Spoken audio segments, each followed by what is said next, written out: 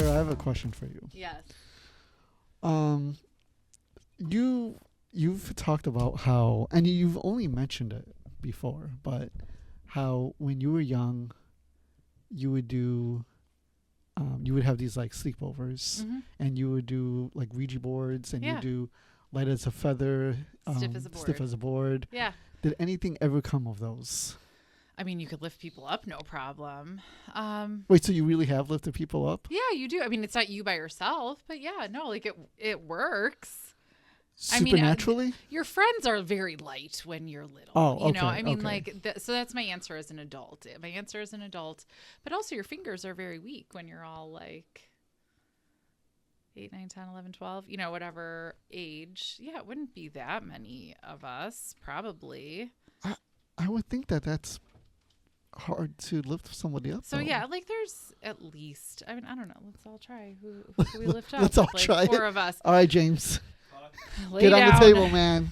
Let's go. I mean, it's worth a shot. I don't even know if I can pick you. So yeah, no, like, so as an adult, I think like, you know, my easy answer is no. I mean, there's enough of you, and you know, because it would just be, it's like 2 fingers. So how much could you lift with 2 fingers? I don't know, because I haven't tried it as an adult. And you just like chant light as a feather, stiff as a board for a while, and the person has to like, you know, kind of, I don't know, make like, themselves just loose, right? think that they're light as a feather, stiff as a board, and then you like suddenly can. And I'm sure it's just like a trance thing that everybody could do, and you're probably stronger than you think, and they're probably less like wiggly than they think. And like, I'm sure if we did it now, we'd all be like, haha, this is weird, and nobody would be able to do it, you know. But like, I think like in the right frame of mind, you could do anything, and you just believe it's going to happen. So next ghost investigation. We'll have to do that. We're gonna try it. So, and the funny thing too, I never thought it was weird to do this at all. And then I lived in West Michigan. That's very not Catholic, very Christian. And everybody thought I was just crazy, like, for saying stuff like this. I'm like, you didn't, like, a lot of them never heard of Bloody Mary. I never knew that we were different here. Yeah. And then I was a recruiter for like a traveling SLPs, like agency for speech language pathologists. And somebody from New Orleans, one of my clients, we started talking. I don't know how, but like, she was like, yeah, of course. Like, all this stuff was normal. Like, his father stuff is board, like sleepovers with Ouija boards. So I was like, oh, we have like more of a connection to New Orleans than we sometimes realize. That's interesting. So, yeah, I mean, like, and I get, you know, we do. It's very similar style, whatever. But no, so West Michigan, nobody. They don't even have fences around their cemeteries. Wait, they don't have what? Fences around their cemeteries. These monsters. I know. No, I said to my ex-husband, who was not at the time my ex-husband, we maybe just were dating or barely married, and I was like, there's no fence around your cemeteries. I already was living there. Like, it's not like it was his. And he goes, why would there be a fence around our cemeteries? And I go, because people, like, kids go drink and smoke in the cemeteries, and people do things. And he was like, why would they do that? And I'm like, why would they not do that? And like, and to him, it was the most bizarre concept. Are we just that wild in Chicago? And I think we are. Like, it was so crazy to him that we would do that. And I was like, you don't think to do that? Like, that's not a thought here at all? He's like, no. I was like, weird. This is why I stay around here. No, it was, yeah, no, I didn't think I was like that naive to the world until like I lived in very conservative West Michigan. You said, I thought your current husband has always been your husband. No, he has not always been. No. So, we could phrase our history in a cute way or not so cute way. The cute way is we were high school sweethearts, and then just like went our separate ways. Yeah, because there's a high school picture of you guys. That's why I thought. So no, we're totally high school sweethearts, proms and homecomings together. But even getting together was like rocky, like, I mean, or more of a story, whatever, at the beginning. Like, broke up with him for one of his friends, who then cheated on me by kissing another girl the night before my Latin competition. Nice. So I had to get home early and couldn't go to that party. And then he kissed another girl, and I was devastated. Broke up with him, though. Cried for weeks. One day I just wasn't as sad. I was barely 16 by then. And then I think by the end of that summer, so it was like April-ish, whatever. And by the end of that summer, then Dan and I were dating again. So we dated for like a few minutes in the beginning, and then, weeks, months, whatever. And then by the end of the summer, we did again. So that was the beginning of my junior year. So all of my junior and senior year. So proms and homecomings together and all that.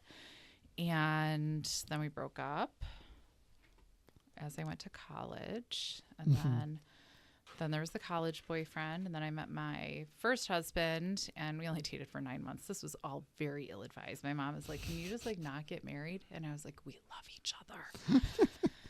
I have to marry him, Mom. It makes no difference how long I wait. Should have waited. But like right after, before 10 days before our first wedding anniversary, my first son Donovan was born. And my mom is the most not like this in the world at all. But she felt the need, if we saw people that I knew, like from being younger, the place I used to work at Sid's Greenhouse, like, and knew they're very Christian Reformed, like very Dutch Christian Reformed.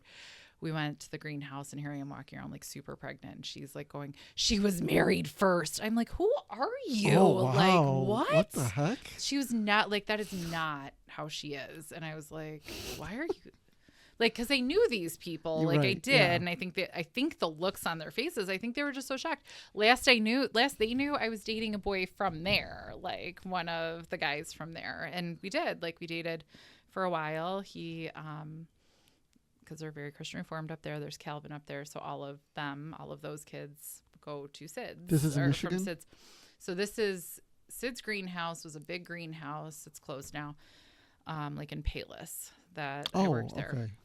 In high school, and started dating a boy from there, and his brother went to Calvin. Like, so Calvin is in Grand Rapids with Grand Valley, where I went to college. And so we were dating, and it was long distance, but that was nice because then I was just like one of the guys going to like fraternity parties and not like one of the girls getting passed around. And so that was good. And then by the time he lived close, as you may guess, me and the very Christian Reformed boy were not meant for the long run. You know, that was the best breakup in the world, though. Both were like, it's probably the best thing to do. And he already lived up there. Like, he moved because his brother was up there. Like, it's not weird. They own like breweries and restaurants now. They're doing very well. But it was most like mutual breakup. We're just like, yeah.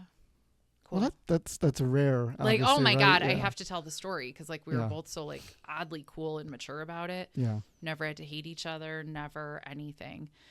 So we did that and broke up, and then very quickly started dating my ex-husband and got married instantly. He was like 7 years older, so that was cool when you're 19. Right. It's less cool when you're old and you look back and you're like, that was gross and weird of him. But, so it's fine. But like, you know, like he didn't believe I was 19. And then he's like, oh, you just seem so much older and more mature for your age. And I was like, I am. And my friends liked him well enough. And so how long have you been with Dan for? So back again, so probably like 17 years now. Okay. Oh, that's a long time. You said ill. Like, that's just no, it's not like him ew. It's like, that's old ew. You know, like that's a long time. Well, I think this is the better decision because he is awesome. He is really awesome. Every time I've seen him, he's all like really cool with me, really laid back guy. Yeah, he is. Yeah, he wasn't always though. That's where I say like the story I could tell it in a not cute way too. But that's but yeah, now everything is very wonderful. You know what? You're on this podcast for your relationships. That's no, all it is. No, I'm here. I can tell it all. So yeah, no, now like, you know, very wonderful, but like rocky history in the middle. So was it? I know it was you that was into the paranormal. Was it Dan as well? No. So he did, like, all of us growing up had some sort of like metaphysical shop we went to. So for us kids, it was Sanctuary Crystals in Crestwood. It's Crest Hill is by me now where I live. Crestwood is south suburbs. South suburbs. So Route 83. And so that was, they all smell the same, right? You walk in, like you just go. Yeah. And so that was Sanctuary Crystals for us. Like that was, and so every time I walk into one of those stores now, I'm like, it smells like Sanctuary Crystals. I'm sure they're closed now. I think they are. Like, I think it was ages ago that they closed, but love that place. So he was always, probably because it was just more not the way we grew up. Like we went to Catholic school, K through 12. So I think he was like, yeah, look at me, not Catholic school. Yeah. So I think probably more because of him back in the day, I was like, yeah, let's go to Sanctuary Crystals. Woo. And so you just kind of tagged along. And then, yeah, I think like maybe, but I always believed in ghosts and everything. And he didn't. Like, so then he would go, like, he would be like, let's go to Bachelor's Grove. Well, I'm not going to go by myself, like when I'm 16 or 17 in the middle of the night. So it was with him, but I think that was more just to like go do this thing. Right. It's not like you were the cemetery. Right. Yeah. I think for me, it was probably more like the cemetery than him. I don't think he thought something would happen. Like, I don't think so. I think more so when we were younger, he thought so, but now he wouldn't. Back to these sleepovers and stuff. Yeah. Would you ever, when you were doing the Ouija board, did anything ever happen with that? Not. Obviously, I have a feeling that sometimes it moved, but was it ever not your friends? No, I think it would be not my friends. I can I even remember? I can remember like kind of the rooms we were in. I can't remember like specifics. No, I think stuff was moving. I think it definitely was. But who knows? Like, it wasn't anything. There was definitely something, like one friend's house. There was some stuff that would kind of move or whatever. Like but they thought it was like haunted anyway. Mm-hmm. So like stuff would kind of move, like maybe a door would move or whatever. But all of this stuff I never thought was weird. Cause like I grew up with a ghost in my house that I can like see, hear, feel, but not great. Not like a medium does. Not like it's not like let me talk to spirit. It would just be like, even now when I, know some things around, I just kind of like, I just know it. It's more of a knowing. Right. So that was kind of, but her house stuff would move, but we didn't think it was that crazy. Because you were used to it. We all thought it was pretty normal. So I don't know now, like we're Facebook friends now, like the one I'm thinking of, but I don't know if I don't know what she would say now. I did a deep dive into Jeffrey Dahmer recently because I'm just writing a little something, and I came across that he played the Ouija board when he was young, and there's this one instance where after a high school dance, him and a couple other buddies and his dates to the dance, they all went to his place because he said, hey, let's go to my place and play the Ouija board. They started playing it, and the candles he had on the side went out. Oh, and we never had anything like that. And his date left. I was going to say, is the Ouija board code for like, let's drill a hole in your brain and put chemicals in? Is that what he said? That was a couple years afterwards. Just come on, let's play the Ouija board. So nothing that hardcore. No, I don't think so. Yeah. No, but honestly, but as I say, nothing like candles. We wouldn't have had candles, but like things kind of moving or things kind of being weird, I don't think we thought that much of. Yeah. Honestly, so it's a little, like I tend to be a little blasé about things like ghost things or whatever, because I'm like, yeah. But I think that's the right attitude, though. Like they're just there. Right. Because I think taking it too seriously could be dangerous, because you could easily become obsessed with these things, And way too excitable, like way too, that's not to say like I don't just go, like if something like startles me enough, I will just go run, like involuntarily kind of like but I'll do that from a bat too. Like it's not because it's a ghost. I'm like, this is enough in a dark space. Like I'm going to not be here. Yeah. I don't know. Like, let's go. And then like, even as I'm running, I'm like laughing at myself. Like you are being ridiculous. Cause if it's a ghost, like you running makes no difference. Like what are you running for? And like I fully believe that. And if it's a bat, really, you should just like stop and squat down a little bit. So like, what are you running for? Yeah. Like there was one time running from bats. that like screaming, running. And the aforementioned first kid, when I was very young, was born.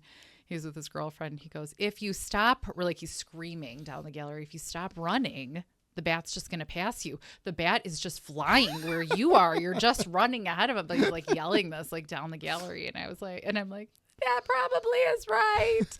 And I kept running. And you kept running. And I was like, that's just probably true. And then finally I got to the end. The bat just kept going. And I was like, that had nothing to do with me. The bat just had a place to go. And I happened to be there, which is maybe a good life lesson. You know, sometimes you should just like stop and let things happen. There was a bat in, have you ever investigated Conover Square? No. In Oregon, yeah, Illinois? no, it's weird that I haven't. I have the sweatshirt. Well, I'm actually going to set up an investigation this summer, so you should come to that. I should. But Yeah. I bring that up because, guys, remember when we investigated there and there was a bat in the upstairs? Oh yeah, it was flying around. Yeah, it was flying around. And I got to admit, I'm not afraid of bats, but it just startled me because I see this black. But like, I'm not afraid of bats. Right. But like when it's just flying around your head coming at you. Yeah, you're going to like instinctively duck like, down. I'm not scared of mice, but like if one just ran through, I would like jump. And then I would say, oh, look how cute it is. You know, but like, and now it's a flying mouse at your head. Right. They're cute, but I don't know about you, little sir. Like Rob does pest control. So for a living, he kills mice. I mean, and rats. it has to happen. Like it's okay. Have you ever dealt with a bat? No, it's not in my company. Oh, okay. Yeah, I know how to get rid of one, but it's not in my company. You just do it for fun on the How side. do you get rid of one? Yeah. It's like get rid of them, you know, just on Saturdays. We had an encounter with a bat at Indiana State Sanatorium. Oh. We all have encounters with bats there. Yeah, Like, it's bad. It was really bad. We There's were like up on 5 like, of 'em. yeah, there were quite a few. They were like flying all and they're around not us. little there. Those are like No, bigger they're bats. huge. They were like really those are big. big bats. Yeah. No, so by then when you're down there is where I finally have like figured out, have the presence of mind, like you should just kind of duck. And normal people duck a little. I literally like squat on the ground. Yeah. and Well, I'm I know like- if they like scratch your head or something flying by, you have to get like some kind of surgery, go to the doctor or something, right? rabies. Yeah. Like, you don't know. Is it So like, you that's don't know what what they scares have. me about bats. Like Sure. you don't know. You're not going to catch that one, and I don't want rabies injections. Well, you see, the thing with Yeah. bats is like they don't want to hit you when they're flying around. It's No. just they have poor eyesight. It's Right. like you know, there's been studies with like birds where like they're very uniform when they fly together in masses. So scientists assume it was the same with bats, but when they actually like slowed down the footage for bats, they were bumping into each other all the time. They're a lot clumsier than birds are. Hmm. And they tell you they use their echolocation just so perfectly, so they'll never. They run into things all the time. Mhm. And my human head running around like in a tunnel is a great target. So no, I like to just get low, and those are Yeah. big. Rob, what do you call those Important huge lessons. bats that are Flying foxes. No, they're not in the No? U.S. Those really big ones. I don't know the name, but those are fruit. They eat fruits. Oh, okay. I think it's But like fruit still. bats. Could you imagine if those were in the U.S. That We would all freak out. yeah. We probably would have killed them all already. actually that's true. Like we would have. We yeah, just would yeah, have no, been you're like right. just realistically, maybe they once were, and the Yeah. humans in the U.S. were like, no. Like again, I love them. They're so cute, but Yeah. just like flying around in some tunnel or some like abandoned attic or something, it's an involuntary. Just like let me get on the ground right now or run. That idea is really interesting. The idea that there used to be animals not even that long ago that are extinct, like the Tasmanian, or what am I thinking of, Rob? The Tasmanian tiger. And Dodos. people will still see them, even though they're, officially extinct, but they'll still encounter them. What are you going to say, Rob? Where are they from? I had no- Oh, I thought you Tasmania. was- Duh. But there's been sightings in the U.S., right? Tasmanian tigers. I don't think it. No, they're Australian. Oh, they're all in Australia. Yeah. Have to. You're thinking of, Mountain lions. Oh no, those are for sure around. Not in Illinois. well, not in Illinois. That's what I'm They're talking not about. supposed to be, but people see them. But people have seen them. They But, happen. there's been a lot of black bears going through Illinois recently. So, it's always possible a mountain lion could come back to Illinois. They're Because not we're extinct. kind of supporting it. Like we're doing Yeah. better. So it's very possible. that they come that back. things are coming back. Yeah. It's like the coyotes. They're coming back. Well, they're back. They are back. But they weren't. Well, you know what's really funny? A couple of years ago, I was doing research into mountain lion sightings in Illinois, and if you go on the like Illinois like conservation website, I forgot the name of the website. It said at the time like no, there's been sightings, but it's not really mountain lions. It's probably just bobcats or something like that. Well, a couple months after this, coincidentally, a state trooper hit one with his car. I remember that. And then they changed the goddamn thing on the website, and I'm like, yeah, you know, sometimes We have them. Yeah. Well, and then I always think too, they hide so well. Like even just, you know, because you think of even just like a fox or a coyote, which is common and we're fine with that. You're not seeing those constantly. So imagine the not too common ones that also are terrified of humans and want nothing to do with us. You're never going to see them. Right. Have you ever been camping? Yes. So I grew up going camping a lot. We had a camper. We, you know, that's why I don't camp now.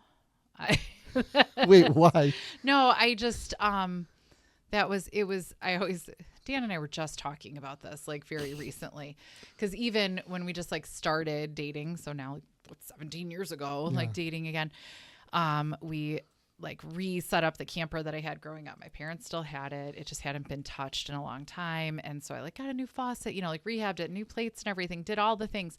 We went like a couple times and we're like, that's okay. Like, that's not as fun as we thought it was. And because you're remembering how it was when you were a kid. like God bless my parents for doing all that work, because it's so much work to like set up and take down and take care of everything. Like, so to be the adults having to do things is wild. And like I would help my dad, but that's not the same as being the adult doing it.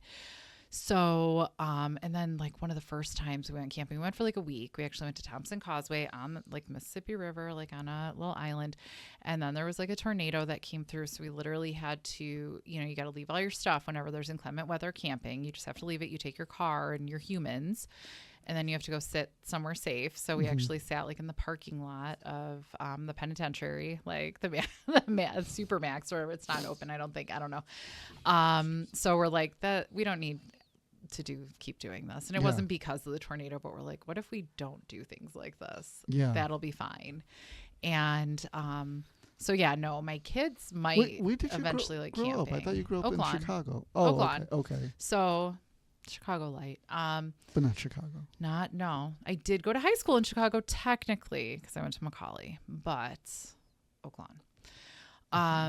So no, my parents, we would drive like to Amboy, Illinois, or we would drive like once a year. We'd go. I got sick of Disney because to camp at Disney at Fort Wilderness was not that expensive. Yeah. I finally eventually said to my parents, like, can we stop going to Disney? Who does like, and that's not even because we just camped. So it wasn't as expensive, and it was not $500 a day for one person to walk in like it used to be. So, I think one time we did a vacation that we did just a hotel when we went to Myrtle Beach, and I loved it so much that now my kids just go to hotels. We're those people.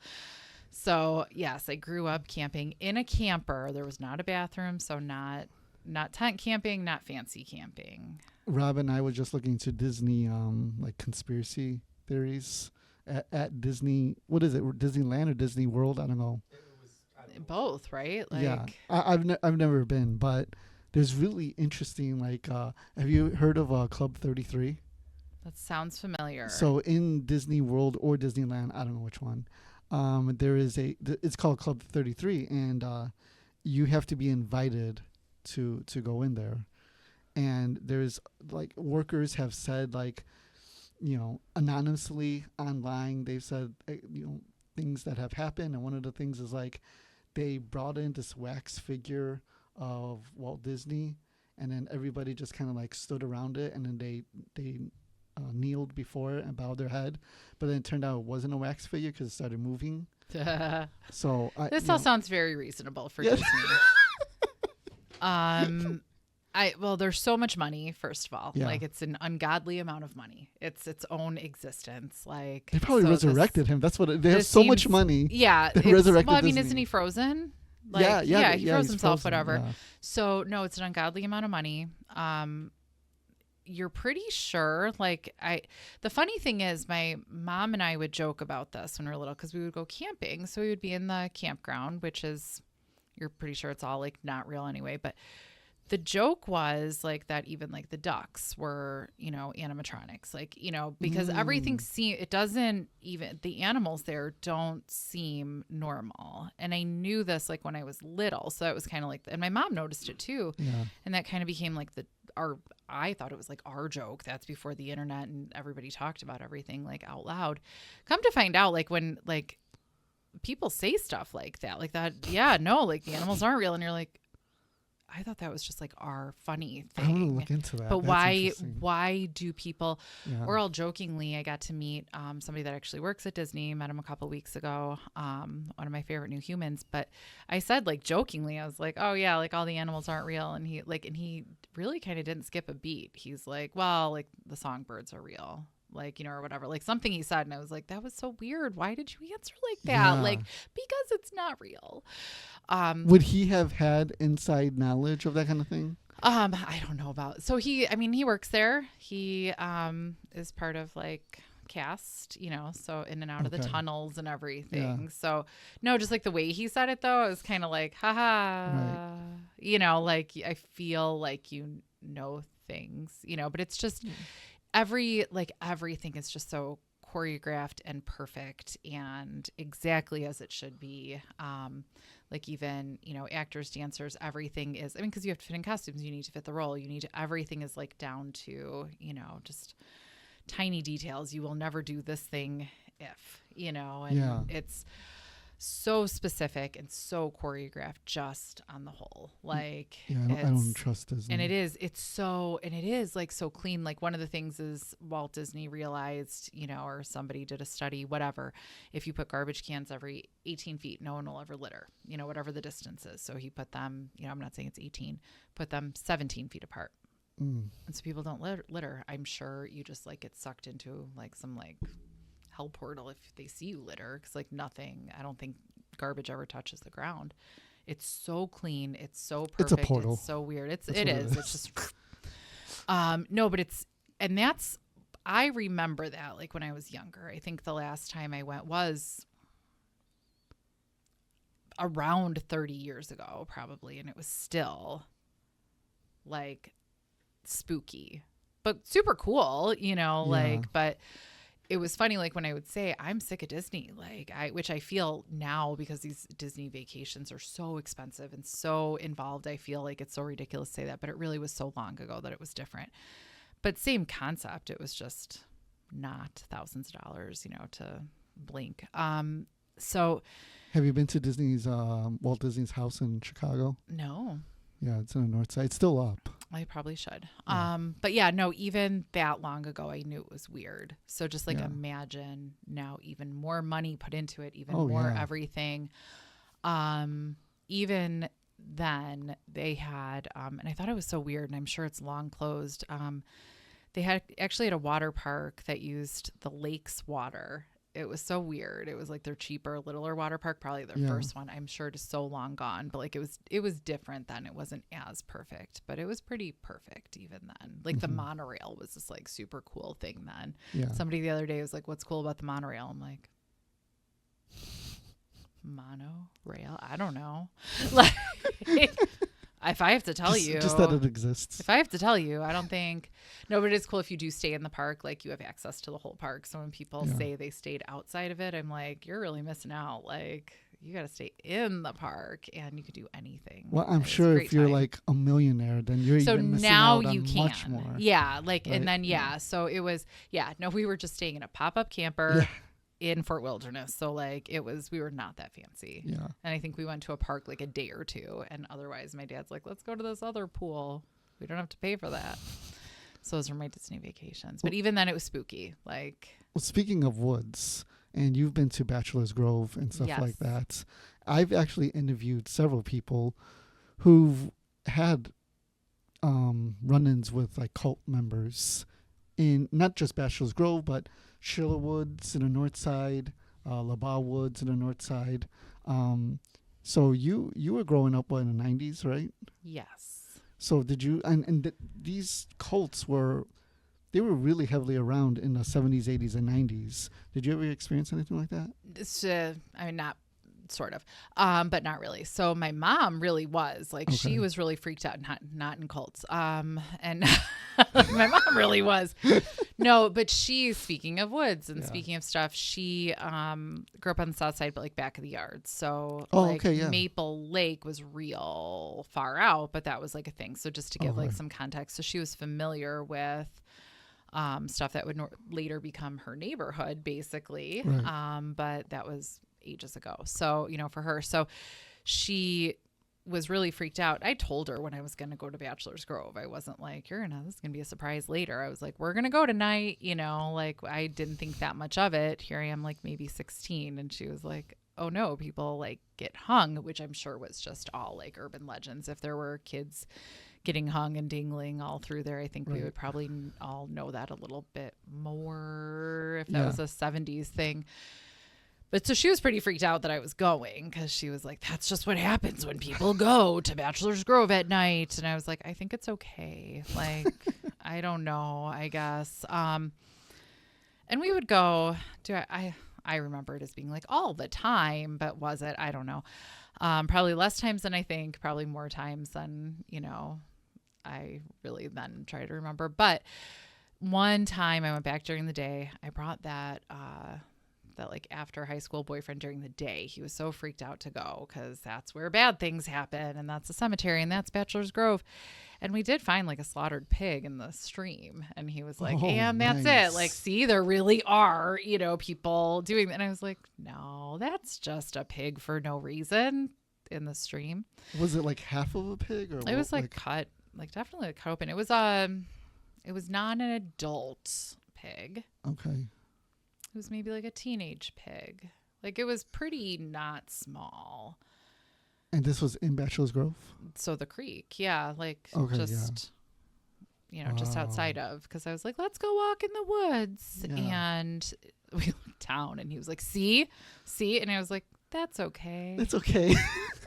That's not anything. Let's just keep walking. And we didn't stay there much longer because he did not like that. Yeah. And I was like, that's ridiculous. It's during the day. Calm down. And so he was like, see, I know.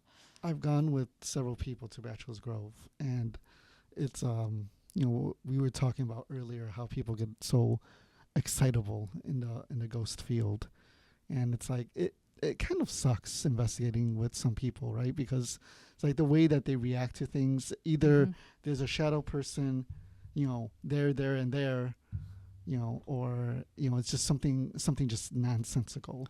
So it was fun when we were teenagers, though. I don't think anyone thought, like, I think we just thought ghosts were going to like come up and talk to us. I don't know what we like. I don't think I would call it investigating. I think we all just thought ghosts were coming, and my favorite part, it's like the memory that then got like really cool now. Again, this is like all this, like before internet stuff, before TV stuff, before all of that, like when it was just going out and doing the thing, and you didn't know. No, we would go with our, we had cell phones technically, but I think I left it in the car because that's what you did. It was more like a car phone, a big old Nokia. But we had things that had batteries, I guess, but we had like little like disposable cameras because you didn't have a gorgeous digital camera, because was that even a thing? Probably, but not for us, Cameras certainly were the old Nokia, so it wasn't camera phones. But we took pictures, and so you think you see things, right? Like you think, or you do, and then it was still overgrown. Nobody cleaned it. That's beautiful that people like cleaned it and like took an interest, but so disappointing, really, like in the grand scheme of like ambiance and just like what you remember. It was way more fun before they cleaned it, just because, because when you're a teenager and it's dark and it's exciting. But batteries to our pagers would drain. That's what it was. Like, I was like, what do we even have that had batteries?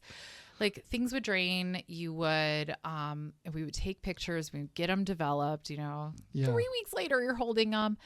All of these orbs, all these things, and all of these ways that you remember these pictures that you may find again 20 years, 25 years later. and you realize they weren't as cool as you remembered them. They're the same pictures that now, if you got them on your phone or whatever, and you send them to somebody, those are the same pictures that are to be like, so that's just your lens flare. Right. That's just, so I look at them now and I'm like, well, we were cute and young is, the best I can say. I don't think we got any evidence, but it was such a cool time, like kind of in the paranormal world before there was like that paranormal world, and everybody kind of did their thing, and kind of, it wasn't formal by any means. And I don't think any of us thought that's what we were doing, but like, that was just like a cooler time before. But so many people have not evolved from that. Like, this is just lens.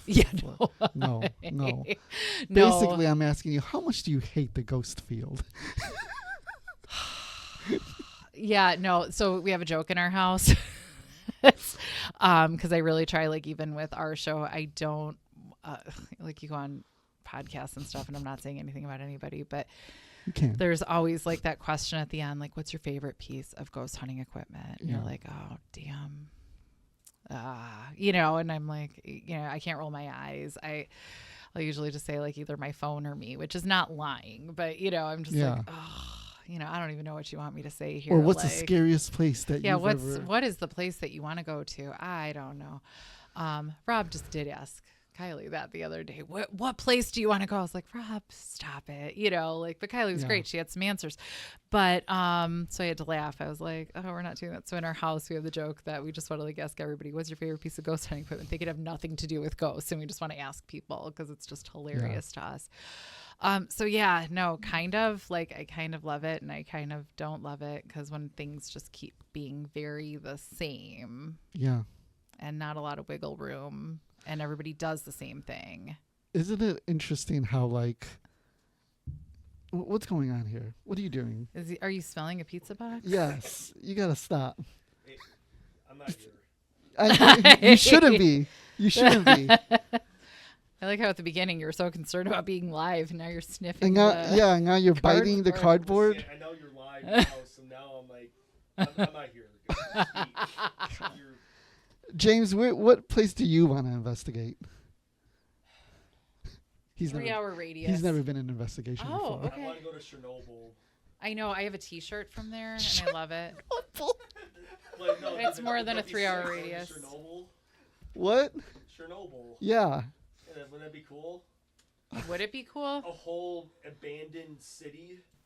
It actually would be really cool. It would be really cool. Yeah. It's actually probably everybody's thing that they want to go to. So, do you want to go because it's an abandoned city and it's like urban exploring? Do you want to go because it's a major part of history? Do you want to go because you think there's going to be ghosts? It'd mostly be the urban exploration, to be honest. Me too.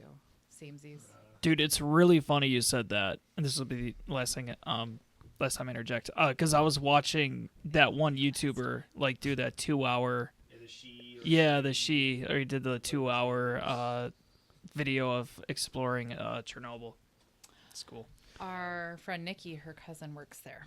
Really? As part of it. So me and Rob have T-shirts from Chernobyl. They glow in the dark, and that's on purpose. They think it's clever. But that is clever. Because it is clever. Clever. It is. It fits funny, so I never wear it. But we actually have T-shirts from Chernobyl. Yeah. So that's fun. If you weren't dealing with ghosts, what would you be doing? Is there another aspect of another topic of the paranormal that interests you? Okay, I was gonna say like with my life, and I just thought of 50 I should have more specified things I could have done. I was like, I don't know. Oh yeah, you know what would you be doing with your life if I didn't fill it with all of this? Sometimes I wonder, because sometimes I think like all of us, like, so what do we do this for? Like, I don't know. You have like everybody. I think you see it at least on Facebook all the time. People post it a lot. Why do I do this? I'm not gonna do this anymore. And then I'm like, that's a lot from you. And then I like to read the comments and see what happens next.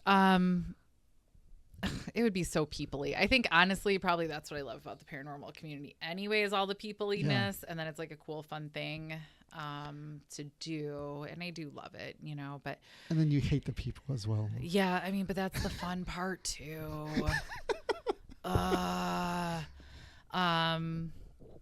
No, I think I would probably. so okay, if it wasn't like totally paranormal, but I wanted to do a cool thing, I have like just an obsession. I think I've learned by now, like behind the walls, like just the things that like most people don't get to do, don't get to see, don't get to talk about. Mm-hmm. So I think that's like my career. That's always kind of been my choices. My volunteer work, that's always been my choices. So if it wasn't for like the paranormal aspect, it would probably be like more just like urban exploring. But isn't that kind of sometimes what the paranormal stuff is a little bit? It is, but like yeah, that's like it different kind though, of as is, well. but it's different. different. Like I think there's like a crossover. So like I Yeah. love my old places. Like I don't love. You can like have ghosts come up and talk right to me, but if it's like a very like nice posh space, I'm like, this feels boring to me. Like I want it. Like I want to smell the mildew. I want it to Yeah. be decaying and crackly. Like I love that like decay chic, just like that whole vibe. Like Oh, that's sometimes cool. Rob Yeah, and I'll yeah. walk up to like a building and you know it might be like locked with a padlock and we'll just like smell through the door and we're like, That's awesome. and that's it. So there's probably like mold spore in that smell that probably like, you know, just attracts you. It's probably like, yes, come back for more so you can grow in your lungs. Have you done urban exploring? Less so than probably I could, because I really try to not get arrested. Yeah. I have to really try. So, like, you know, my husband's more like, well, yeah, you'll pick me up, you know, like Yeah. whatever. It's less of a big deal if something happened, you know, if you get arrested. Yeah. For What- me, I feel like it's a bigger deal. Yeah. So not as much, more legal, more like when a friend can rent a space. You know, I'm glad you said that because I have been asked before, what would I do? And I always say, man, I really don't know. That's a good question. But now that you're saying urban exploring, that's probably what I would do. Probably like other than Yeah. just like actual like productive Yeah. uses of my time. Like, could I fill it with working more? Sure. Could I fill it with like more school? Sure. Could I Yeah. fill it, you know, because I think that all the time. I'm like, what do people do? Because like I do all this other stuff. Like, what do other people Right. do? And I think just other stuff, like maybe kids sports, maybe, you know, go out to bars more. I don't know. Like, so what do people do? I don't know. I do all of this. So it probably would be more like what I already kind of do. Maybe more like that photography, like urban exploring type thing. If I was gonna, because that's just like in the same vein for me. But if it still had to be like more paranormally, but not ghosts. Yeah. I find cryptids more interesting than I used to. But I think it would probably be more aliens I would choose. You know, probably more like that angle, like more like UFOs and like all of that. Not metaphysical. I wouldn't get into like, I'll be a healer and Yeah. Reiki certification. Like, no, that's not it. Right. It would be more like, yeah, probably more like aliens and UFOs and like all that stuff, and maybe go That out on makes some sense. hilltop and watch for them. Like, is probably, I'd enjoy that too. Probably. Yeah. Hold on. What happened? What's going on? Oh, Yeah. He fell asleep. Oh, you mean Dan? Yeah. No, he fell asleep. But I mean, Oh. he came though? No, he No. didn't come. I Oh. thought he was here. That's why. Oh. Oh. Okay. He turns out like he was on the couch, fell asleep, Yeah. and then moved to the floor, and then fell asleep, Okay. and then was confused about how he got to the floor. I'm liking these Does he know he details. moved to the floor? 45 minutes left to mark the cutout. But yeah. Interesting. I was confused when he came back and Dan wasn't with Yeah, him. me too. I got I was confused. like, I was like, oh, okay. And I was like, wow, Dan is really late. Jeez. At least he woke up. I'm surprised, Carol, that you said like UFOs, aliens, because I could be wrong. I thought I heard you say that like you're like kind of like have a disinterest in that kind of thing. No, I think that's more. No, I think even when I was little, that's what I would more have said. No, I think it was always. Sometimes I got more pigeonholed, just like I'm the ghost one, you know, like in Right. situations. So yeah, no, I think that would be more interesting because also I think, especially now, as we like talk to everybody more, do more, you know, Mhm. it's not just talking about ghosts all the time because like God, that gets really like Yeah. I can't say boring because that wouldn't be the right thing to say, but like how many times can you talk about what's your favorite piece of equipment, right? Like, so, or what's your theory about something? So you start talking about more things. So then you start talking about Bigfoot, and is Bigfoot really an alien? And are there like, is it another dimension? But then is it like, you know, UFO, you know, alien super soldiers that can walk through walls? Are those the ghosts you're seeing? I don't know. You know, so like you start having all these conversations and you're like, right. I'm not going to say no. So then they're more interesting. I think people in the ghost field would be pleasantly surprised how interesting these other fields are. I think so. Do you know Jay Bachowen? Okay, he has a couple documentaries. He's in the Midwest. He's done all the conventions and stuff. He started out as a ghost. He was running a ghost group, right? And he was doing that for a number of years. And then he had a Bigfoot experience. Huh. And then he stopped doing ghost stuff, delved into Bigfoot literature, became absolutely fascinated by it, and now that's his life. Interesting. Yeah. Well, because he had an experience. So, like, how can you not? But Right, yeah, no, like, and it started, I remember one time, like, on a show long, long ago, there was like a UFO guy, you know, like from England that we had on the show. And one could say there was a lot of mental illness there, maybe. I wasn't even necessarily the one saying that. I was like, who am I to say this didn't happen to him or whatever? I have no idea, but there probably was. You know, maybe there was just a lot of delusions, or maybe a lot of things happened, but I was like, this is all worth, like, who am I to say this didn't happen to him, right? I don't know. So, but like thinking about it, like, and at first you kind of be like, that seems weird, like everything that's being said. And then you're like, but is it that weird? What am I talking about? Like, what am I saying, like, seems to be true? It could very easily be. Like, why is it not what he's saying? So am I buying into everything like he said? But like other people say stuff that's not that dissimilar, maybe just like with their angles. So I'm like, maybe more of this is not what we think it is. But even when people start talking about like ghost theory, paranormal theory or whatever, everybody says, well, it's somebody that's dead. Okay. Well, a lot of people though will be like, does it have to be somebody that's dead? I don't know. What does it have? Is it aliens? Is it just like an echo? There's a lot of things that can be too. Yeah. But maybe there's just a lot more because we're not perceiving it anyway. Yeah. Like we're not perceiving it correctly anyway. And then and then there's the conversations like, just, is the veil thinner than it used to be? I think so. I feel like it is. And that's even me as an adult, maybe not even picking up on stuff as well as I did when I was younger.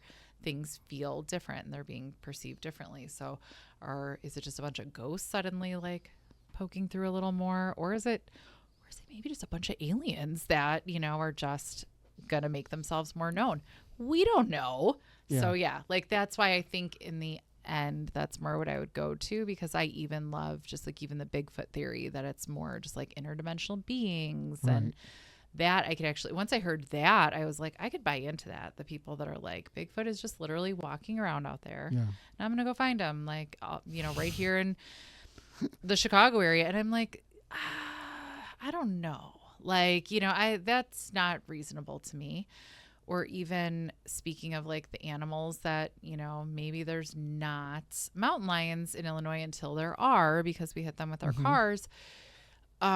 Maybe there's probably not Bigfoots though, probably not. And then probably not even in the mountains, but like if they're interdimensional beings, now I can buy into this. Like now this makes sense.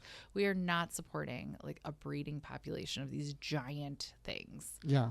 We're just, I please prove me wrong. So I don't know if you're aware, but there have been alleged Bigfoot encounters by Bachelor's Grove. So that's what I'm saying. Yeah. So if it's an interdimensional being, cool. Yeah. They're slaughtering pigs down there for like, some reason. Well, those are the cults. Like, but maybe the cult is opening some sort of portal for the interdimensional beings. Who am I to say? Actually. Like, Who am I to say what it Yeah. is? There's the houses back, right? The original house, the Bachelor's Grove house The that, like, disappearing if you see farmhouse, it. yeah. So if a house is disappearing and enough people are saying this and seeing it allegedly, I've never seen it, and I've never seen the foundations to the houses, whatever, even in the day walk around. Anyway, I digress. That is real, though. Yeah, no, I've never The seen it, though. yeah. I've tried. But really, like, it just kind of gets, like, they're kind of boring woods that aren't that fun to walk around in after a while. Like, it's kind of, it's just some forest preserve, let's be honest. So it's not that interesting. But, and especially if you keep not finding the foundations, it's really lame. But, Every forest preserve is boring unless you find something. unless you really find something. Yeah, but, like, they're pretty boring. So yeah, no, and I've never seen the disappearing house, but if there's a disappearing house, why not like a disappearing Bigfoot? Like, 'cause maybe there are portals and maybe there are things happening, because we all probably have seen, heard, felt something at Bachelor's Grove at some point or another.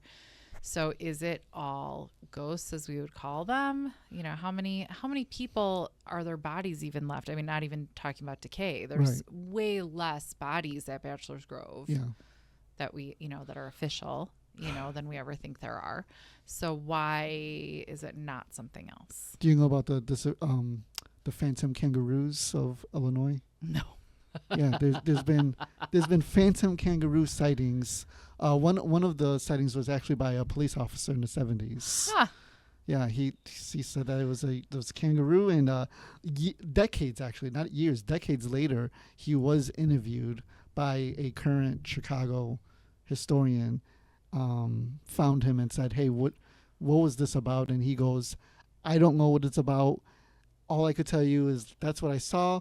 I'm not saying it was some sort of ghost. It could have been just an escapee. I was going to say, so nothing escaped? From a circus, but there was no reports of an escaped kangaroo. Or was there just like an accidental portal? There was that show. Like, I think it was, and I was always like, that totally tracks. Not Stargate, which I love, but like it was like Primeval or something. I think it was like everybody had British accents in it, and I love that show. Oh, too. yeah, But like Rob says portals yes, would Primeval, open. yes. Primeval? Yeah. I love that show. Yeah. That's a great show. It's so great. They ended it like on a cliffhanger. And that was very disappointing. Oh, But like portals open and dinosaurs fly through. yeah. Sure, why not? That's like awesome. that's always been like my problem too. I like see these shows. I'm like, yes, that seems very reasonable. If you like portal shows, you got to check out Sliders. Oh, of course. I mean, yeah, no, I watched it Oh, you like wa- all when okay, it was brand awesome. new. That's the basic Tell one. Rob he has to watch Sliders. So the trouble and with Mike, watching Sliders Dude, now that's a good show. is I watched it pretty real time when it was new. It's like when you go back, I tried watching it recently, and I will say it's very like in its time, and it's I think hard to watch. Like, you can't watch Friends now because it was great then. If you thought it was great, not everybody did, but now you go back and you're like, this is so old fashioned, like in a bad way. It's like dated. It's that's the word that everybody uses to describe that I couldn't think of. So it's super dated as a show. So for me, it's hard to watch Sliders now. I would say the first 3 seasons kind of still hold up. It's those last 2 seasons. I haven't even gotten that far into it again. Oh, I okay. like when I watched it, I loved it the whole Yeah. time I watched it when it was newer. It's just like, I don't know. There's just something about it now that I'm like, oh, this was so like in its time. Yeah. So like, give me a good Murder, She Wrote, though. I could still watch that. So like, I love that now, but that's not paranormal. But no, like Sliders, there's something. It's just so dated. Like, it's so just like in its time. Yeah. So yeah, no, but give me a good portal show. Give me a good then like Stargate. Yeah, we can think of all the portal shows, and I'm like, this all seems very reasonable, and Yeah. I could go with this. There- The Star Treks I could buy right into too. I'm like, of course they're gonna come Yeah. once we have warp technology. They're coming. Oh, I think they're here. Like, well, I mean, but they're gonna let us know, and it's like discussions. Because do We'll we see. have warp technology yet? We are not to be trusted yet. Yeah. Like, because wasn't like Zephram whatever like just born last year or something? I think he was. Wait, who? In the Star Trek mythology, if we go Oh, for the yes. year, he was just The born one that in the last developed year or warp two. drive? Yes. Yes. And so now we have to have the next World War, which would track, right? Yep. Like, There you go. So then not Romulans, the Vulcans are going to come and talk to us in a while once he. So you watch develops a the lot of warp drive. sci-fi. Yes. Apparently I was like, no. I would have said no, and not even out of like, no, I don't want people Yeah. to know that, but I'm like, no. But you Yeah, have, no, yeah. no. But there's, so I don't love all the Star Treks. I mean, the original is the original, whatever. Next Generation, who doesn't love that? I literally describe things in terms of that sometimes, and I'm like, you don't know what that means. One time I was sitting in court waiting for something because of work, and I had to add that, and one of the state's attorneys like made some Star Trek joke. I like could see it and hear it, and I like chuckled. Nobody heard me. The rest of his like coworkers, like the rest of the lawyers, looked at him, and I was like, no, that was funny. And I just didn't want to be the one that was like, yep, I totally was like watching every move that you're all making, like trying to figure out what's going on, and heard your Star Trek joke. So yeah, I love Next Generation. Deep Space Nine, I love. I just started rewatching that, and that's a little harder to watch because that's a little dated. I think I'm going to like it as we get to the later seasons again. Yeah. But Speaking of your work, I know you're a nurse. yeah. So I wanted to ask you, have you had any like patients that dealt with like near-death experiences? No. So I worked critical care most of the time. Mm-hmm. A little bit was, I never worked in the OR. I always thought when I became a nurse, I was like, that's what I want to do. And like later I said, thank God I didn't do that. That would be, boring for me. Yeah. Because again, it's the peopling. I love the peopling. So no, nobody ever talked about that. Because once you get to critical care, like not to be depressing, a lot of people just die. Yeah, right. Like you're just very sick once you get there. And it's Sure. not like TV, you know? Yeah. So no, the closest I had there was, but it wasn't a near death. It was just like a haunted thing. There were things like that when I worked before I was a nurse, when I worked in like an assisted living thing, that was super haunted. And that was actually like right when I moved back to the Chicago area, you know, but like once I became a nurse, I didn't like see ghosts for a long time or hear them or whatever, at least that I would admit, I guess. So nothing really, but it was, so during COVID, and it was Christmas Eve, a very long time patient from COVID. He actually got not better, but whatever. Might have made it. He didn't. And it was very sad. It was very, none of us were ready for it. But after his wife left the room, she, went to go home. It was just him in the room. We already had him in the body bag and everything ready for, transport to pick him up, to bring him downstairs. And the call light in the bathroom, got pulled.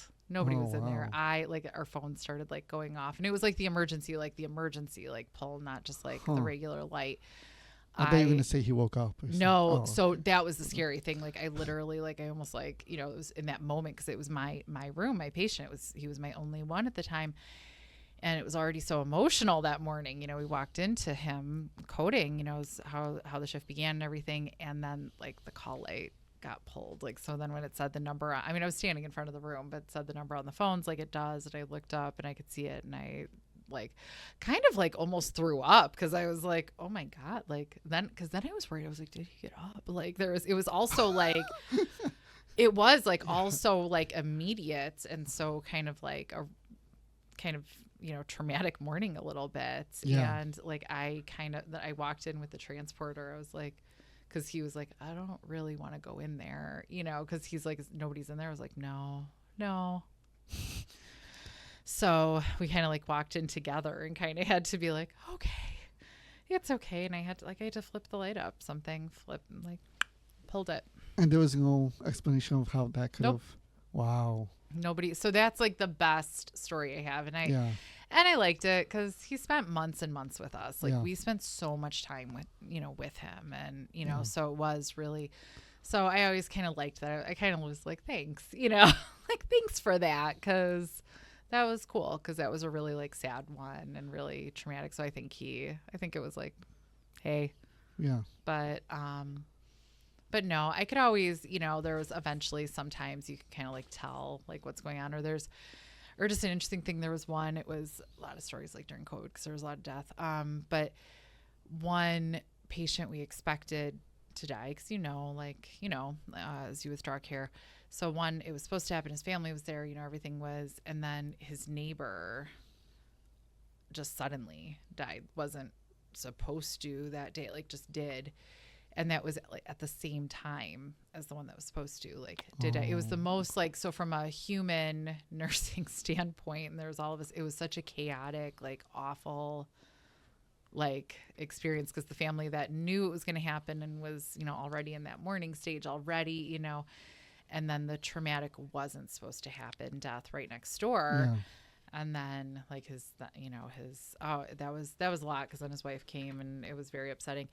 And I was like, I think just like the door opened and this guy just like also went through because it was like the same, within moments, he just like dropped dead. It was crazy. Like, so weird things happen when you're around death enough. And like, there's enough of that happening. Like that, even if I wasn't a believer, I'd be a believer, it would be, you see a lot of that stuff. So I think that's why too, I don't get like that.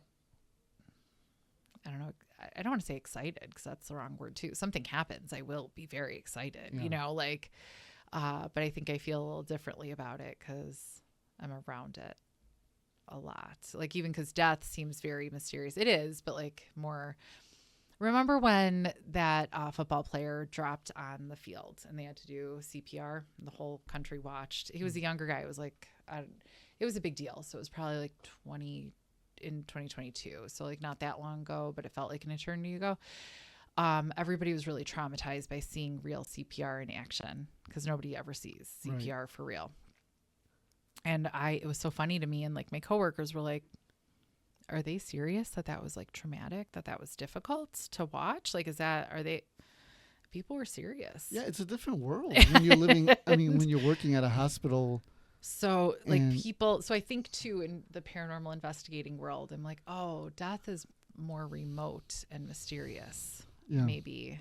But some people get into it too because they were very close to death in some way, shape, or form. But like, so I think that's interesting too, to explore, like, not just the why, but like, what are your feelings about death and everything, and how familiar have you been with it? Because I think so many people are not at all, and so they're so intrigued by it. Yeah, and that kind of informs how they do it. I worked for the city some time ago, and I was working for the city for years at a park, and so the park. It's inside a facility, but like it's open to the public.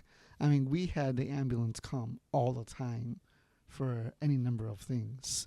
So like, it gets their job is hardcore. Like, they're and dealing then in the field too. Yeah. And they're dealing with people that actually like half of them don't even want to be taken care of, even though. Right? That's like a big thing. They don't want to be taken care of. Yeah. They're mean to the medics. And you see a lot of jaded medics too. Oh yeah. That's like they don't want to deal with these people. It's understandable. So you have to. Well, in the dark humor too. Sometimes I have very dark humor, and sometimes I forget that not everybody does, and I like have to watch sometimes like how I talk to people. Like there'll be things that I'll say and people like look at me all shocked and horrified. I'm like, what? So that's why nurses all hang out with each other, and you find paramedics and stuff, like, cause stuff that people say. I think we would fit right in because we do a lot of dark humor. It's pretty bad. No, there's stuff that I don't even realize is dark humor, and then people look at you shocked and you're like, oh, yeah. Oh, that bothers you? I did not know. Yeah. And so, it's a whole, so I find, like even coming back to the paranormal, I find that so interesting kind of how people like see death and stuff. So I always say like, if it's your person, it's really upsetting and whatever, but I think everybody has their experiences that color how they see it. So if they got into the paranormal because of a personal close death or their own near-death experience, they have a different relationship than somebody that just was around a lot of it. Well, speaking of like culture shock, so you filmed an episode of Ghost Hunters. Yes. And I know a little bit about your experience, but what was that like? So it was because at the time volunteered and did / helped with, Rob was the lead of it for the paranormal tours at the prison. So TV shows obviously filmed there all the time. Rob was in all of them, you know, but Ghost Hunters came along and they wanted more than just Rob, you know, more variety, so to speak, more people. So I got to be one of the people in it. So I got to film in Death Row, which was just magical. And at the time, so I don't know what everybody expects when these shows film, or, you know, like Ghost Hunters is coming. I don't know what I expected. I just knew that I was going to be there that day. It was the 19th of, I think, June. It was a Monday. Like, it was a big deal, right? Because it is a big deal. You do not meet the talent when you go and do your interviews. That was lame, you know, whatever. But, Yeah, so it's just the camera people. like, it's just the camera people. Yeah. So that was, so like Rob sometimes on some of the shows would meet the talent, but that's not how, like, so I think that's what I was expecting, you know, but so you don't, not with Ghost Hunters. You go and and you go like by yourself, not with your friends. Again, I don't know what I thought, you know, as we're showing up. And so you go by yourself and you go upstairs. So it worked out. It was very cool. I got to go to Death Row, which was my favorite anyway, my favorite place to be in the prison. I always say, if you had to sleep somewhere, where would you sleep? And for me, it's Death Row, because I always like to, and then the why would you pick that? So Death Row was my favorite, and I got to be there, and the way they lit it up, I just was, you know, look at how gorgeous she is. And then you have the rig and you sit down, and it's, you know, very, you know, this is one thing, but like when it's a whole, you know, film crew set up for a major Discovery Channel show, it's, you know, there's a lot around you and you're just kind of hemmed in. And you do this whole like pre-interview, you're talking as they're setting everything up and all the lighting, and it takes a while, and your answers have to be, and of course, so like thinking, so I smile about stuff anyway, right? And I think here I'm in my favorite part of my favorite place in the world, like I guess other than my own house, but like, right, prison's kind of the best. So I'm in like my favorite place in the world, doing the coolest thing ever, talking about my favorite stuff and my favorite stories and my favorite experiences, and they don't want that necessarily. So it was so weird to me, like no smiling, you know, so you they told you can't, not to like, smile. you're not smiling. If Yeah. you're going to smile, like there's nothing that you're smiling in the last cut, you know, like that's why I laugh. I'm like, I was in like 0.2 seconds of that Ghost Hunters episode. Probably because I was like smiling the whole time, you know. I was like, and then, you know, like, I think by the end they were like, God, we can't get through this one story without her just like saying like, and then it was so cool. And then I love it so much, and like smiling about it. So, and it all just kind of like dawned on me at the last second. They said, okay, so one last question we have to ask you. And you have to, when you say everything, and that makes sense. You have to phrase everything, and then just you don't do a normal interview like, and then I get to respond to you because you know the interviewer is off camera and they're not part of it. So you know, it's not, did you film Ghost Hunters episode? And I go, yes, I filmed a Ghost Hunters episode at, you know, whatever. So you have to phrase it like that. So that was enough work for me. I'm like, this is not a conversation. This is lame. But the hard part, are you scared to be here? You know, or do you think this is, you know, something like that? And I was like, no, this is great. I love it here. I am not scared to be here. Like, you know, however I said it. And they go, no, the right answer is, it is a very scary place. I'm so scared to be here. You know, like however it was, but I think I'm even still making it funnier than it was supposed to be. And I think I say it probably on the episode, something like that. I don't even remember. By now, it's been a while since I even watched it. And I was like, oh, like, and in that moment, it all hit me like all at once, right? Like all of the leaning back and paranormal shows, all of the scowling, all of the shows. How many shows have we all watched that you're like, oh, they are very scared to be in this scary place. It must be scary, you know, and you like eat it up, you know. Because I remember a time when there weren't these shows so exciting when they started having them, and I was like it was just such an epiphany, just like such a mind blown, all of these like memories flashing through my head of all these shows. And I'm like, yeah, why would the volunteer at this haunted location someplace, this haunted museum, why would they be so scared about being there? Right. Like, and why would they say it like that? Like, and they all say it like that. If you really like pay it, yes, it is. I am so scared to be here. I will not be here alone at night, you know, and you're like, that's not true. That Right. was never true for any of them. And that was like such a wild moment for me. So like kind of in that moment, I like committed to like, nope, the paranormal, stop. We all love it. Like, we love it. Why are we doing this? Like, if we're all so scared to be doing this, like, why are we scowling? Did we all just start scowling in pictures and wearing all black? Because like some guys that did the early shows wear all black and just like That's what it is. think they're cooler if they don't smile. And like having gotten to meet and get to know some of the people now over the years, which is like really cool if you like think about it, you know. Yeah, maybe they just kind of stand like that. Like, Yeah. maybe that's just kind of the clothes they sort of wear, and they just kind of don't smile a ton. No, it's all staged, and it's all just. It is like, so It's all, you have to copy that original model. So maybe some of the originals maybe just didn't like to smile, you know, like, and they kind of still don't, you know, and maybe that's just like all everybody playing their role, you know, I everybody think that's have what to it be is. I mean, serious. they're just conditioned to be a Yeah. certain way, so they still do it. You know, they still do And it that way. like, and then, so every show after the original couple, you know, there's obviously the OG, you know, with Ghost Hunters, and Ghost Adventures shortly thereafter still had the like scowling model, but they maybe took it a little more seriously Yeah. with, you know, gel and hair and black hair dye, and or was it black hair dye then, or maybe just now that he's a little older, I don't know, but it's black hair dye now. How many days did you film? It was one day of me. So they came in.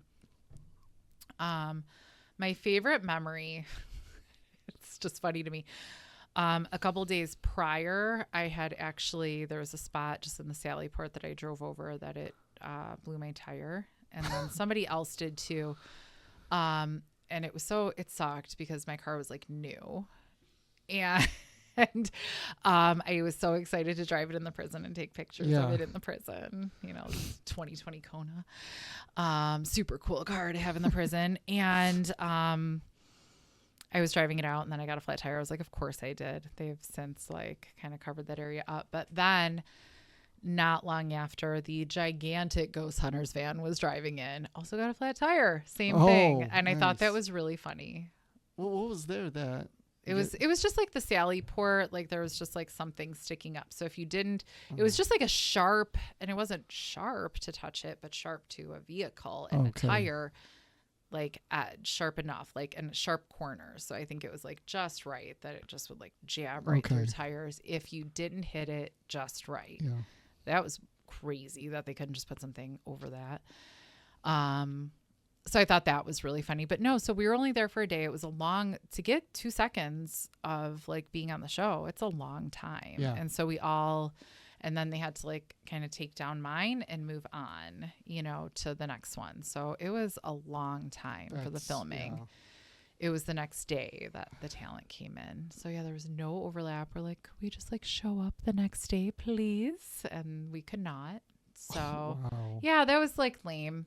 Again, I know them now, you know? Like, Yeah, yeah. But who would have thought? Like, that's not what I thought was gonna, like, that was not on the bingo card. Sometimes I'm pretty sure, I think that's why I'm like okay with the portal theory, because sometimes I'm pretty sure like I slipped into an alternate reality along the way. Honestly, I feel like a lot of us have. You know, it's Yeah. just not the world that we used to know. You know.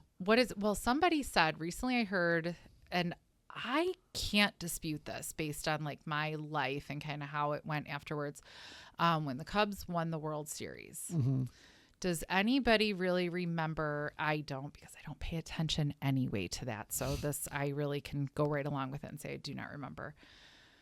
But I remember it kind of being out of nowhere, like that the season kind of happened. And then suddenly, like I would have thought, my life was busy at the time though, so I can't totally, you know, I am not a great historian with this, but I feel like it was suddenly the Cubs are in the World Series winning it. It felt very sudden. And I was actually on my way back. We were on our way back from New Orleans driving like the winning game. We were in a hotel in Arkansas, I think. I don't know. But it felt very out of nowhere. And suddenly the Cubs won the World Series, and that was weird. And if you really think back, life has been a little different. Like, I feel like there was like some sort of reset, and they like made that little mistake along the way. Like, oh, somebody has to win the World Series, the Cubs. And like, they just did. Well, I feel like there's so many instances. Like, I mean, I don't know enough about baseball to say, but like, yeah, I feel like there's a bunch of other instances like that where it's like, wait, what happened? And it's funny because I honestly so somebody did like bring up that theory the other day, you know, and I was like, oh, well, no, I don't remember that season being a thing. I don't remember. And suddenly they were winning the World Series, and everybody acted like it was really normal as it was happening. I remember that. And we were like, of course that's what's happening. And we're like, and everybody kind of joined in on saying like, yep, that's what's happening. But nobody acted like it was that weird. Mm-hmm. But then afterwards, people were like, this hasn't happened since like 1918, whatever it was, like a long time ago. And then people started to be like, that was kind of weird. And my life at least, started like taking kind of a different path, and things were weird after that. And like things have been, so there are probably other things that people can name, but I think sometimes like maybe things happen that things have to reset a little bit, maybe. And I think that's one of them. I think they put it together a little wrong when they did it again. There was a doctor, a scientist that was recently interviewed on a podcast, and she was working alongside other people with the Large Hadron Collider. And she said that they're opening portals. And this is a doctor. She's a PhD doctor. So I don't know. Maybe there's cracks in the universe. So like, did we like something? Yeah. There's somebody. Okay. So and at first I was, and again, like I'm big on this. Like at first I'm like, okay. And then I'm like, well, why not? You know, who am I to say that's not happening? Somebody that I'm like friends with on Facebook, like from a while ago, I don't remember how that even happened, you know, no, but like, what is it, like the Schumann resonance something, you know, and there's like the resets sometimes and saying, well, a big reset happens. Like, and at first I was like, that's crazy. But then I like started reading it and I was like, why is that crazy though? Like, why is that? And then you start thinking, and then it's like something like the Cubs winning the World Series. You're like, so was that like a reset? And we just kind of made a mistake, because I feel like, you know, at least in my world, like stuff started getting very different, you know? And so, and now especially like I look back then, especially on the last like little while, and especially COVID like really like distorted our sense of time and our sense of normalcy and everything all at once. But things changed maybe more than it seems like they should have, and weird things happen. So like sometimes they say like a joke, like, oh, I must have like slipped into an alternate reality. Look at my life now. Look at what I get to do. Look at this, look at that. And I'm like, or did I? Like, is this not a joke? I feel like things change a lot, like with 9/11 too. That was a big one. Like we just like slipped into another universe. No, and then we just like weirdly accepted that everything changed. I was telling my kid this because he is a post 9/11, you know, kid. Actually, both of mine are, but like one is more post 9/11 than the other. So all these things that they just take for granted in their reality. And I don't know why it came up, but I was like, oh no, like the world wasn't like that. Right. You know, there was just like some things, and it was just so weird, like that I, like, as I was like talking about stuff and describing stuff, and I was like, I probably can't even express to you like how different the world was before that. And like, obviously it changed things, but are all of our responses and changes valid for what it was, or did something really change? Like, did something actually kind of reset and break a little bit? Yeah, that's what I'm saying. I mean, like, obviously things change in terms of like policy and things like that, but like, I feel like on a spiritual level, things are just not what they used to be. No. You know? Like, no, it's funny. Yeah, like I think there have been a few shifts. So the Cubs winning the World Series is maybe a less like terrible shift. But there are a few times that I think we can look back and be like, that was weird. Yeah. And things seem different, and not just because like, of course you're going to change policies. And then the willingness that we've accepted the changes. Like that we're just like, yep, that's life now.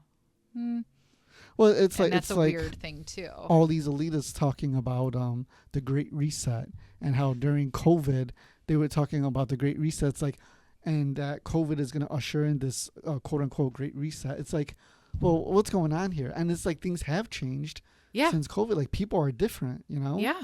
It's No, it's and that's where I disturbing. say, like, so I notice it, like, so even like the slipping into the alternate reality, I usually kind of say like that's maybe more of a COVID thing because I know my life experiences changed me or whatever, you know, but not, I think, not just like commensurate with my life experiences. Yeah. Just things are like different and Right. the things we accept without all agreeing to even do it. Like things changed. It's crazy. Kara, what do you have coming up? Okay, well, gonna be going to Days of the Dead in May. I'll be with you there. Yeah, I know. I was gonna be like with somebody. So And we will be doing a panel together. we will be doing a panel together. So there is so Days of the Dead is more of like this one is when monsters attack. So I don't even want to say like a horror convention, but it's not a Paracon, but with Tribe 3, there is a like a paranormal experience, you know, a section, and to kind of expose. I hate the word like expose or exposure. I do not like that because it seems, but like to expose more people to the paranormal community, and because why not? Like if you're into like monsters or horror or whatever, you know, it makes sense. So.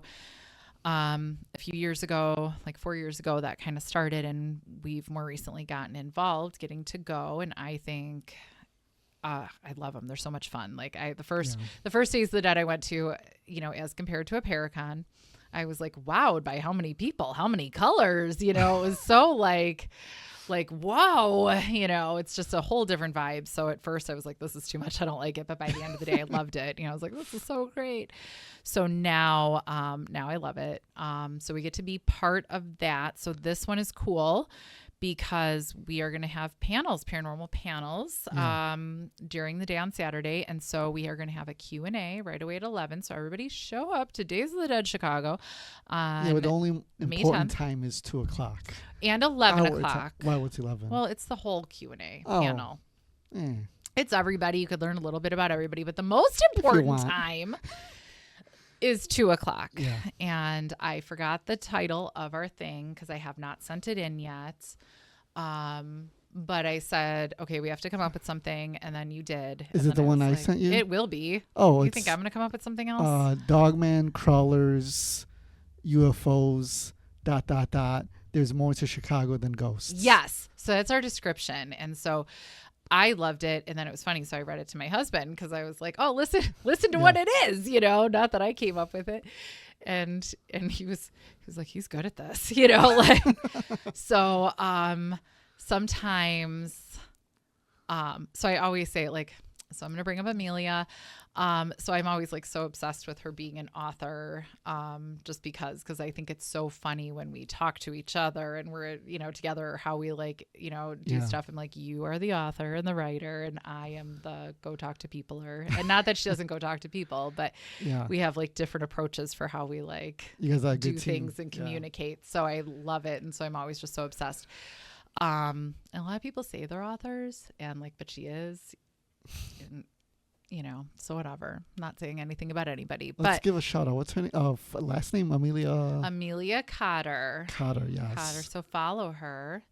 So yeah, no, she's doing wonderful things. She's been at it. Like I know her. I love her. I know things about her. But even when she was at Days of the Dead and she had like her books on the table, I was like, you have written so many books and like done so much. So yeah, just like way more. It's because of her I got into the Lincoln Park Zoo for a presentation. She's the one that got me. Because she's the coolest. Yeah, she's awesome. And she has snakes. She has And snakes, right?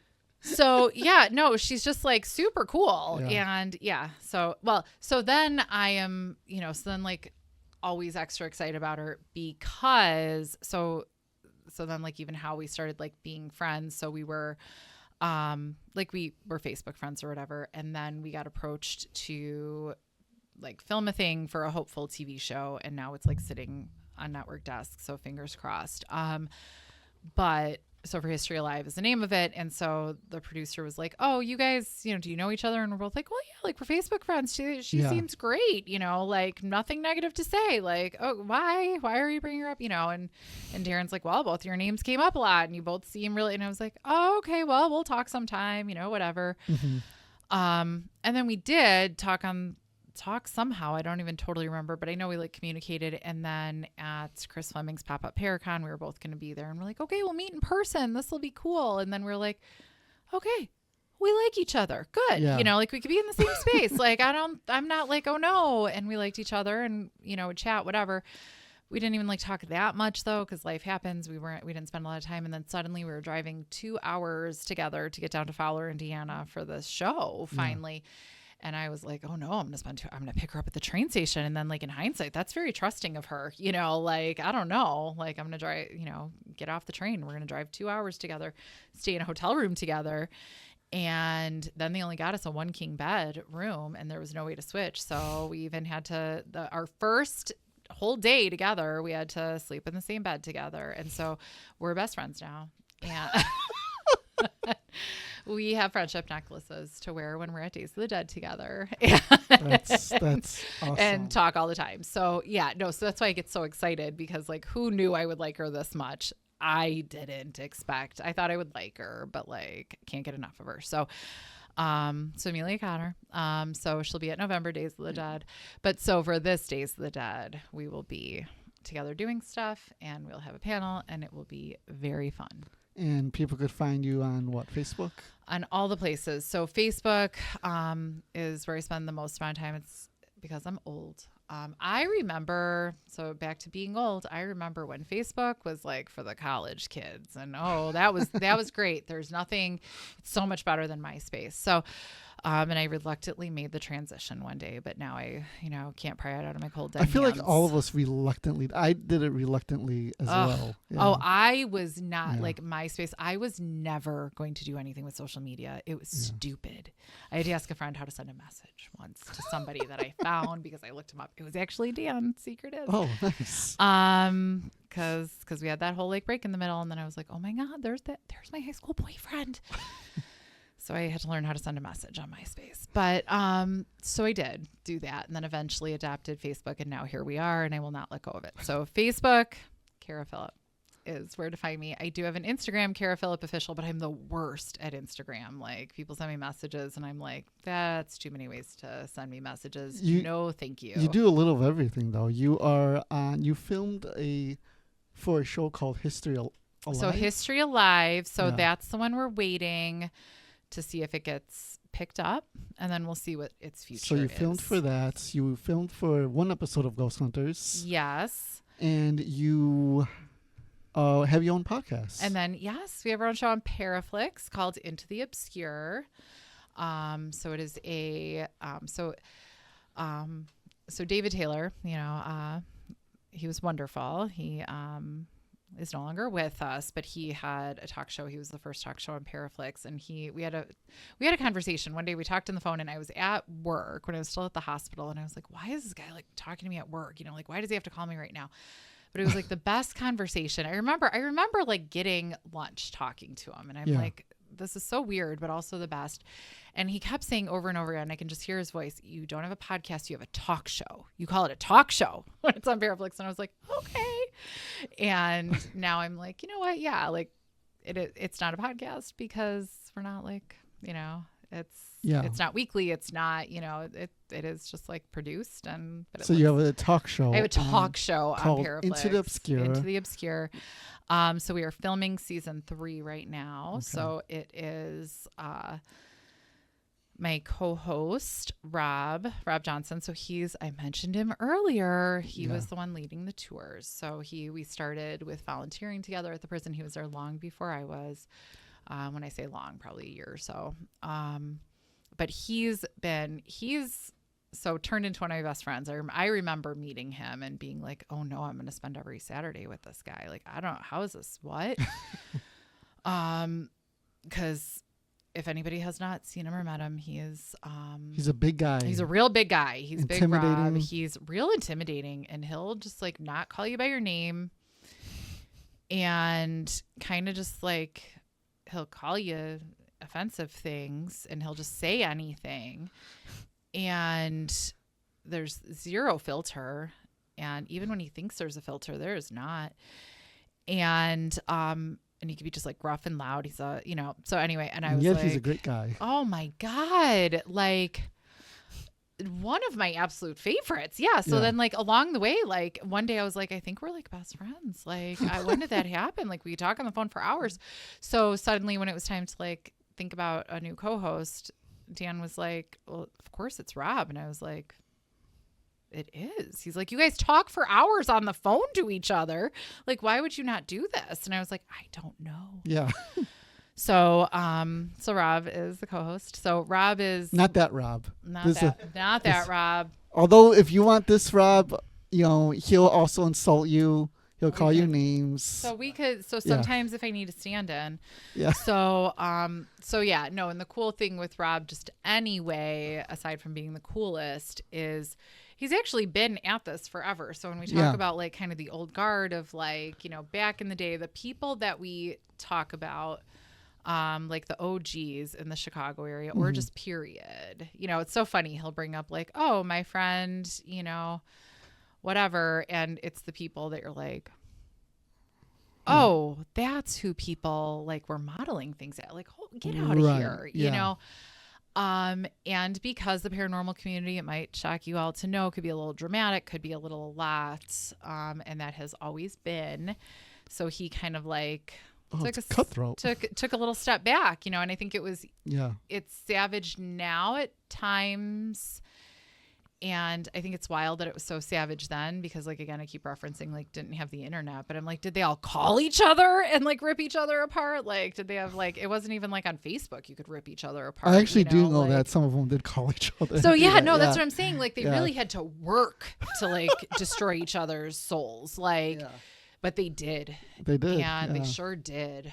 People came out of that traumatized. So he kind of didn't come out traumatized, just kind of stepped back and found himself more involved because of the prison, and then now kind of more involved. So I knew the stories before I knew the stories would be relevant in my life. You know, so he's funny because I think every show he's like, well, it's always been like that, and that's just how, you know, and nothing changed, and that's it. I'm like, I think that's probably like a tagline by now without anybody realizing it, but it's true, you know. So he's delightful on the show because we have like the more like different perspectives, you know. And I told him I'm gonna fly out. So okay, so I have Days of the Dead coming, and then I'm gonna be, I think the next, and if I'm forgetting something, I'm just a jerk. Oh, no, I am almost forgetting something. I will be hanging out at your Paracon. That's the most important thing. That you forgot about that. So, because I was like, there is a June thing. Like, so I have a lot of personal things, you know, because then also in June I go on an honor flight, you know, which is not at all the paranormal. But so I have all my stuff. But then in July, I have a vacation / going to a Paracon in Connecticut. So, I didn't know if I would do that. Like a while ago, I got asked, like, you should come out. And I was like, that's Connecticut. No. Like, and then I was like, but what if? And so that's like a mini vacation / Paracon. So I will be there too. So Facebook. Not Para really Phillip. Instagram. And not Paraflix. really Instagram. Kara Phillip official. Paraflix Into the Obscure. But Facebook and Instagram Into the Obscure. TikTok. You're probably just going to see a video about my plants growing. That's exciting. It is. And that's pretty much going to be like the TikToks and the Reels, you know. I think that's what people want to see. I mean, really. Or my new obsession, House on the Rock, which is also Amelia's obsession. So we're going next year and we're going to like make time for that. She's like, nobody will go with me because they say it's so weird. And I was like, I will go with you because it's so weird. So I think it's going to be like a whole extra day, you know, built in for that. So yeah, it's probably more of just like my normal everyday life, like on all the social media. And sometimes I'm like, I don't know if I would think I do stuff with the paranormal. Well, because it's mostly my life every day. I mean, that's how it should be too, right? Yeah, exactly. I look forward to seeing you all the time. All the time. Yeah, because we're seeing each other a couple times this year. Yeah, actually. It will be at least. Yeah. And then we are going to do impromptu ghost investigations of places that might have Yes. fences around them. Yeah, and we're tearing those fences down. That's what We're just going to go through during regular business hours and do things, but hang out so that we can do more like ghosty things. Well, Kara, thank you for coming. Thanks for having me. Yes, you're awesome. Thank you. Everybody knows a lot of things about me now. Yeah. That's I wanted to get to the nitty gritty stuff. Yeah. I wanted to know about your ex and everything else. Yeah, it's the whole thing. Yeah. But thanks, Kara, and we'll talk soon. Thanks for having me.